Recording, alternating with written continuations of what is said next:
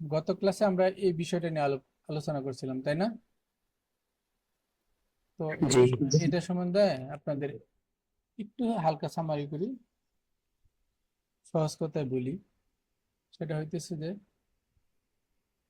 YouTube এসইওটা totally নির্ভর করে, মানে একটা ইউটিউব চ্যানেল সাজানো এবং ভিডিও এসইওর মাধ্যমে। ভিডিও এসইওটা মাধ্যমে কি প্রকাশ পায়? Video title, video description, video tax, ঠিক আছে, আর ভিডিও কন্টেন্ট, আর থাম্বনেইলও আছে অবশ্যই। এই কয়টা জিনিস এবং চ্যানেলটা সুন্দর করে সাজানো। চ্যানেলটার মধ্যে সাজাইতে হবে, চ্যানেলের একটা ভালো নাম সিলেক্ট করতে হবে। তো চ্যানেলটা আমরা কিভাবে সাজাবো, চ্যানেলটা আমরা কিভাবে, সেটা হয়েছে চ্যানেল একটা ভালো নাম খুঁজবো, চ্যানেলের হ্যান্ডেল যেটা বলি আমরা এটা ঠিক করব ভালোভাবে, চ্যানেলের নামের সাথে মিল রেখে আমরা এটা দিব। এখন আমার নাম নীরেশ লিঙ্কন পাল, আমার চ্যানেল নাম এসইও উইথ ফ্রিল্যান্সার আর্ট। মানে আমি যদি এখন আমার নামটা হ্যান্ডেলে দিয়ে রাখি যে @ নীরেশ লিঙ্কন পাল, ঠিক আছে, আর আমার চ্যানেলের নাম কি, এসইও উইথ ফ্রিল্যান্সার আর্ট, তাইলে একটা গোলমেলে অবস্থা তৈরি হবে। হ্যাঁ, আপনার চ্যানেলটা সার্চ করে পাইতেও কষ্ট হয়ে যাবে। আর যদি থাকে, আমরা কেন একটা ভালো নাম চুজ করব? কারণটা হয়েছে যে আপনি ফেসবুকে যদি একটু দেখেন, দেখবেন অযথাই মানুষ প্রচুর ফেসবুক পেজ খুলে ফেলে রেখে দিচ্ছে। তারা কাজ করে না, ভিডিও আপলোড দেয় না বা পোস্ট করে না, অযথাই মানে নাম ব্লক করে রেখে দিছে। ঠিক আছে, এটার জন্য অনেক বিড়ম্বনায় পড়তে হয়। আপনি যদি একটা প্রফেশনালি ফেসবুক পেজ খুলতে যান, তাহলে আপনার বিড়ম্বনায় পড়তে হয়। কেন? কারণ আপনি ভালো নাম খুঁজে পাবেন না। যদি নামটা পান, তাহলে দেখবেন এই নামে আরো কয়েকটা চ্যানেল আছে বা পেজেস। তো এখন আমরা যে শর্টে, আবার বলতেছি, আমরা ফার্স্টে কি করব, একটা সুন্দর নাম যেটা আনকমন, বা যদি থাকেও তাহলে একটা দুইটা চ্যানেল বা লো কোয়ালিটির চ্যানেল আছে, সেটা আমরা সিলেক্ট করব যে একটা আনকমন নাম, ভালো একটা ডিসক্রিপশন, হ্যাঁ, টাইটেলের সাথে, ভিডিও চ্যানেলের টাইটেলের সাথে মিল রেখে আমরা হ্যান্ডেলটা, নামটা ইউজ করব। তারপর কি করব, চ্যানেলের কিওয়ার্ড, চ্যানেলের কিওয়ার্ড গুলা দিব। আমরা যে টপিকটা নিয়ে কাজ করব, চ্যানেলের যা নাম হবে।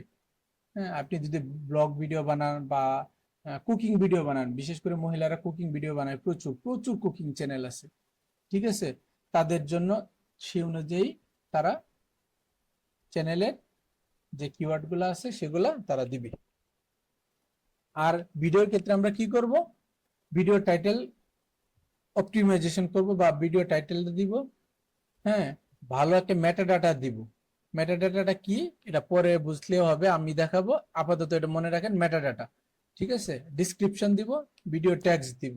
আর আমরা ভিডিও, অবশ্যই ভিডিওর কন্টেন্টটা, মানে রান্না রিলেটেড বা ট্রাভেল ব্লগ করি, যাই করি, সেটা যাতে ভালো হয়, মানুষ দেখার মতো, সেই রকমই একটা ভিডিও তৈরি করবো। আর থাম্বনেইলটা দিব অবশ্যই আকর্ষণীয়, সুন্দর একটা থাম্বনেইল দিতে চেষ্টা করবো, যাতে মানুষ এটা দেখে না, আমি এখানে যাইতে চাই ঘুরতে, এই রিলেটেড কি কি আছে ভিডিও, তখন দেখলো অনেকগুলা, হ্যাঁ, ভিডিও আসবে, থাম্বনেইল সুন্দর দেওয়া। তা আপনারটা যাতে চুজ করে সেরকম একটা থাম্বনেইল। ঠিক আছে, এই হলো টোটালি আমাদের বলেন video marketing, YouTube video marketing. ঠিক আছে, এই দুইটা ধাপ, একটা হলো চ্যানেলের ধাপ, আর একটা হলো ভিডিও, মানে ভিডিও চ্যানেল ভিতরে যে আমরা ভিডিওগুলো আপলোড দিব, সেগুলোর একটা ধাপ। ঠিক আছে, এই হলো ইউটিউব এসইওর পার্ট। এছাড়া আর কোনো পার্ট নাই।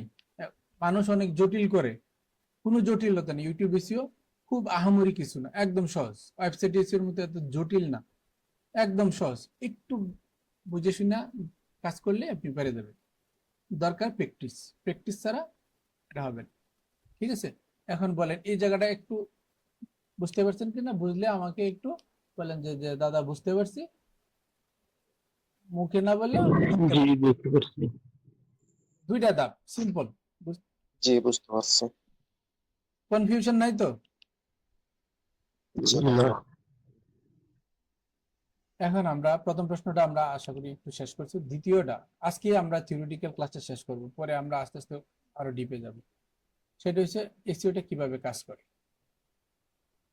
ঠিক আছে, এসইওটা কিভাবে কাজ করে আমরা এখানে এসইও কিভাবে কাজ করে সেটার একটা অপশন রাখছি।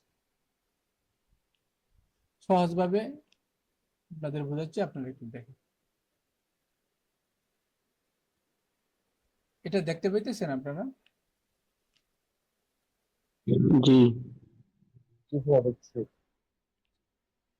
আপনারা তো অবশ্যই জানেন যে গুগলের একটা অ্যালগোরিদম আছে, ঠিক আছে? ঠিক তেমনি ইউটিউবেরও একটা অ্যালগোরিদম আছে। এখানে আন্ডারস্ট্যান্ডিং ইউটিউব অ্যালগোরিদম। তো গুগলের যে প্রসেসটা যেভাবে কাজ করে, ইউটিউব অ্যালগোরিদমটা ঠিক সেইভাবেই কাজ করে। একটু পার্থক্য আছে। আহ, গুগলটা হচ্ছে সার্বজনীন, ইউটিউবটা সার্বজনীন না, এটাকে ভিডিও প্ল্যাটফর্ম, এটুকুই পার্থক্য। ঠিক আছে, এখন আমরা এখানে দেখি।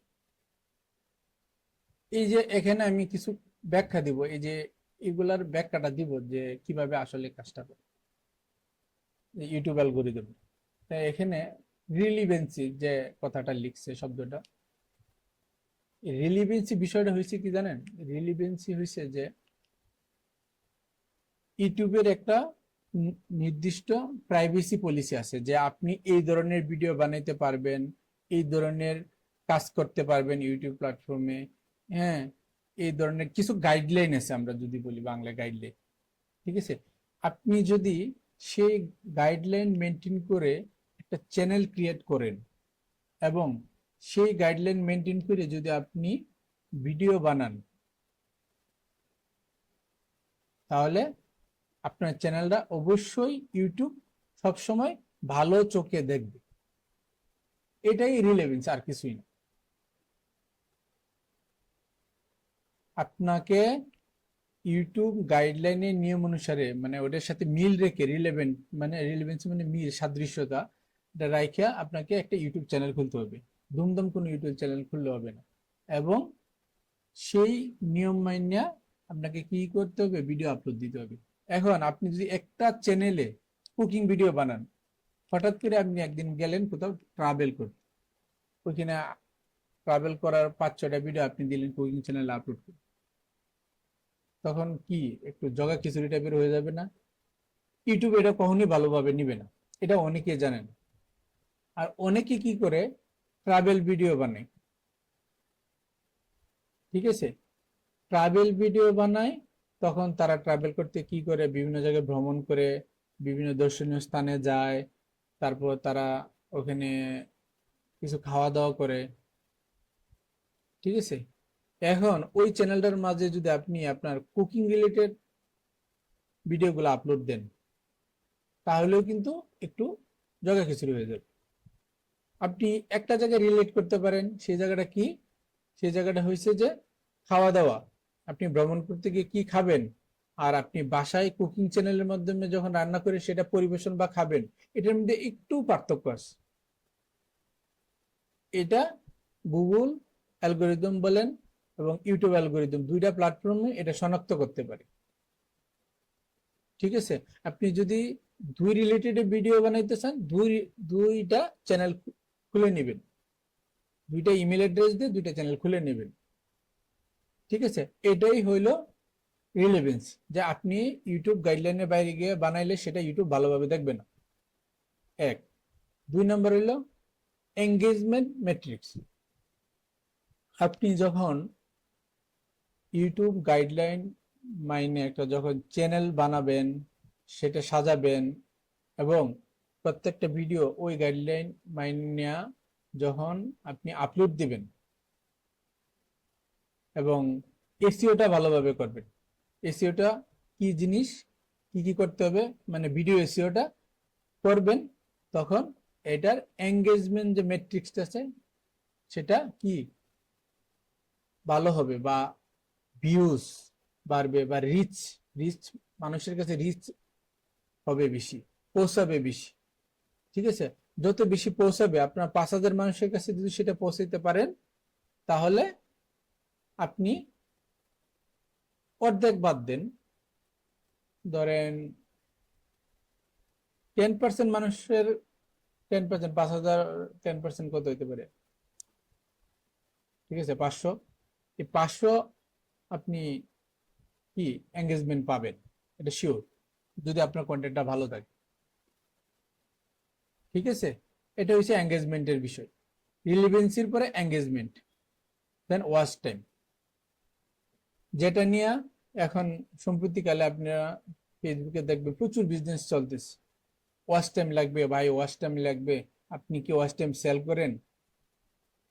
ওয়াচ টাইম যারা সেল করে তারা সবসময় এটা বলে যে আপনার চ্যানেলে মিনিমাম 10টা ভিডিও লাগবে। সেই ভিডিওগুলো কি কি? মিনিমাম 5 মিনিটের উপরে 10টা ভিডিও লাগবে। ঠিক আছে, মিনিমাম 5 মিনিটের উপরে 10টা ভিডিও লাগবে। তারপর তারা একাধিক সফটওয়্যার মাধ্যমে, হ্যাঁ, একাধিক, এই যে গুগল ক্রোমে আমি যখন অনেকগুলা ট্যাব ওপেন করছি না, এতগুলা ট্যাব ওপেন করবে তারা, সীমা নেই। সারাদিন 24 ঘন্টার জন্য ওকে করে দিবে। সারাদিন এই ভিডিওটা এখানে লোডিং হবে, ভিউজ অটো হইতে থাকবে। মানে এটা একটা সফটওয়্যার, ওয়াচ টাইম সফটওয়্যার, হ্যাঁ, ফেক। এটার মাধ্যমে আপনার ওয়াচ টাইমটা পূর্ণ হবে, আপনার মনিটাইজেশনের জন্য আপনি আবেদন করতে পারবেন। কিন্তু আলটিমেটলি আপনি কখনোই মনিটাইজেশন পাবেন না। আপনাদের দেখাবে যে না, আপনি এখন মনিটাইজেশনের জন্য আবেদন করতে পারবেন। আপনার মনিটাইজেশন যে পলিসিটা থাকে ইউটিউবের স্ট্যান্ডার্ড গাইডলাইন, সেটা ফুলফিল হয়েছে, কিন্তু আবেদন করবেন, কখনোই মনিটাইজেশনের ইমেল পাবেন না। বুঝছেন? সেটা হচ্ছে ওয়াচ টাইম। ওয়াচ টাইম হয়েছে ভিডিওর মাধ্যমে কি, আমরা যারা জানি মনিটাইজেশন গাইডলাইন আছে, সেটা হচ্ছে 1,000 সাবস্ক্রাইবার, 1,000 ওয়াচ টাইম। ঠিক আছে, এই যে ইউ নিড, এটা আপনাদের জন্য আমি রাখছি, পরে দেখাবো, অ্যাটলিস্ট 1,000 সাবস্ক্রাইবার এবং 4,000 ঘন্টা ওয়াচ টাইম। ঠিক আছে, তো আপনারা আমার স্টুডেন্ট হিসেবে আমি সবসময় বলবো অবৈধ অনৈতিক পথে যাবেন না, তাহলে নিজের চ্যানেলটা হারায় ফেলবেন, একদম ভুগে পাঠায় দেওয়ার মতো অবস্থা হবে, আর কখনো এটা রিকভারি করতে পারবেন না। আপনার যদি মানে চ্যানেলটাও একটা ক্যারেক্টারের মতো, এইটার উপর যদি একবার দাগ লেগে যায়, তাহলে এটার আর কখনো রিকভারি করতে পারবেন না। ওইটা যে ব্যাকলিস্টে পড়বে, আপনি যত ভিডিও আপলোড দেন, যাই করেন না কেন, ওরা আর ফিরে আনবেন। একটা স্ট্রাইক খেলেও ফিরে আনা যায়। আপনিও অনেক ভিডিও কপি করছেন, একটা এরকম একটা স্ট্রাইক খেলেও ফিরে আনা যায়, কিন্তু ওইটার জন্য আর হবে না। আচ্ছা, আমরা একটু এখানে যাই। Keyword optimisation. কিওয়ার্ড অপটিমাইজেশনটা কি? কিওয়ার্ড কি তো আমরা জানি, আমরা যা লিখে সার্চ করি তাই কিওয়ার্ড। এখন আমি যদি ইউটিউবে একটা, ধরেন আমি ইউটিউবে যাই, এখানে যদি যাই, এখানে আমরা জার্নি উইথ মেহেদি, এটা ওনার চ্যানেলের নাম, এটাও একটা কিওয়ার্ড। আপনারা মনে রাখবেন চ্যানেলের নামও একটা কিওয়ার্ড। এখন এই যে ওনার নাম জার্নি উইথ মেহেদি, এখানে দেখেন ওনার যে হ্যান্ডেল, এই যে হ্যান্ডেলটা আপনারা আশা করি একটু মার্ক করে দেখাই, এই যে হ্যান্ডেলটা দেখছেন, ওয়ে কি লিখছে স্পষ্ট করে বোঝা যায় না, আমিও বুঝতে পারতেছি না। তো এটা হচ্ছে ওনার হ্যান্ডেল, আর এটা হচ্ছে নাম। হ্যান্ডেল এবং নামের দুইটা অসঙ্গিত আপনারা দেখতে পাইছেন। ঠিক আছে, এখানে ওনার নাম এবং হ্যান্ডেল ঠিক আছে। দেখেন মেহেদিতে অনেক বিষয়টা কমন, মেহেদি হয়ে গেছে। তো এই ধরনের চ্যানেল আমরা কখনোই নিব না। ঠিক আছে, এই ধরনের নাম কমন জিনিসটা নেওয়াই যাবে না একটা চ্যানেলের নাম। চ্যানেল যে আমরা নিব বা চ্যানেলের নামটা যে সিলেক্ট করব, সেটা খুবই খুবই গুরুত্বপূর্ণ। আর দেখেন মেহেদি, জার্নি উইথ মেহেদি, এটার অবস্থানটা, কম্পিটিশন খুবই হাই, এটার ভলিউম 45 এবং ওভারঅল স্কোর হচ্ছে মিডিয়াম। তো এটা কখনোই ভালো চ্যানেল নেম না, প্লাস ভালো কিওয়ার্ডও না, ওটাতে আমি কিছু করতে পারবো না। ঠিক আছে, বিষয়টা হচ্ছে এরকম। তো আমি যেটা দেখাইলাম সেটা হচ্ছে আমরা যা লিখে সার্চ দিব তাই কিওয়ার্ড। আমরা ইউটিউবে অবশ্যই নাটক লিখে সার্চ দিই যে অমুক নাটকটা আসছে কিনা, বা অমুক নাটক মোশাররফ করিমের নাটক, এটাই কিওয়ার্ড। যা লিখে সার্চ দিই তাই কিওয়ার্ড। ঠিক আছে। ভিডিও মেটাডাটা, আমি একটু আগে বলছিলাম যে ভিডিও মেটাডাটা কি। ভিডিও মেটাডাটাটা আমি একটু শর্টলি বলি আপনাদের, এটা দেখাইতে হবে, এভাবে আসলে বইলে এটা ইয়ে করা যায় না। ভিডিও মেটাডাটাটা অনেক সময় সাবটাইটেল হিসেবে কাজ করে। কিরকম সাবটাইটেল? আপনি ডিসক্রিপশনে যে বর্ণনাটা লিখবেন সেটার প্রথম 100 থেকে 120 ক্যারেক্টার ভিডিও মেটাডাটা হিসেবে ডিসক্রিপশনে কাজ করবে। আপনি যখন 100 থেকে 120 ওয়ার্ডের ভিতর সাবটাইটেলটা রাখবেন তখন সেটা বেশি ভিজিবল হবে সার্চ করার সময়। যখন কেউ একটা ভিডিও সার্চ করবে তখন যদি আপনার ভিডিওটা সামনে আসে তখন এই মেটাডাটাটা সেখানে শো করবে। তো সেই মেটাডাটার মধ্যে যথেষ্ট কিওয়ার্ড যুক্ত করতে হবে। এখন অনেকে কি করে, এই যে এটা এখানে এসে কপি পেস্ট করে বসায়, এটাও করা যায়। হ্যাঁ, কিন্তু আমার লক্ষ্য রাখতে হবে যে আমার এই টাইটেলটা যদি ভালো না হয় সাবটাইটেল কোনো কিছু করতে পারবেন। কিওয়ার্ডে মিন, ইউটিউব এসইওতে কিওয়ার্ডে মিন এবং ওয়েবসাইট এসইওতেও কিওয়ার্ড মিন। তো আমরা বুঝাইতে পারছি যে কিওয়ার্ড অপটিমাইজেশনটা কি। ঠিক আছে। এখন ভিডিও মেটাডাটা সেটাও দেখাইলাম। ভিডিও মেটাডাটাতেও কিওয়ার্ড হবে এবং টাইটেলও কিওয়ার্ড হবে, কিওয়ার্ড ব্যতীত কোনো কথা হবে না। ঠিক আছে। ইউজার এঙ্গেজমেন্ট, ইউজার এঙ্গেজমেন্টটা ঠিক আছে। ইউজার এঙ্গেজমেন্টটা হইতেছে যখন আপনি একটা ভিডিও আপলোড দিবেন, হ্যাঁ, সেই ভিডিওটা আপলোড দেওয়ার পরে আপনারা একটা জিনিস দেখবেন, হালকা কিছু ভিউজ আসবে। সেটা কিভাবে আসবে? সেটা আপনার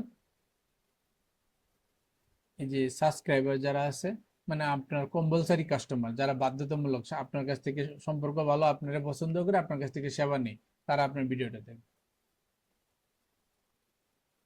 ঠিক আছে। এই এক প্রকার ইউজার এঙ্গেজমেন্ট হবে। আরেক প্রকারটা কি জানেন? আপনার তারা সাবস্ক্রাইবার না কিন্তু আপনার রেগুলার আপনার ভিডিও দেখে। এই দুই প্রকার ইউজার এঙ্গেজমেন্ট, এই দুই প্রকার ইউজার আপনার ভিডিওগুলো দেখে, সেটাই বোঝানো হয়েছে এখানে। বুঝতে পারছেন? কি কথা বলেন না কেন, বুঝতে পারছেন? হ্যাঁ ভাইয়া, ঠিক আছে। ভাইয়া বোঝা গেছে।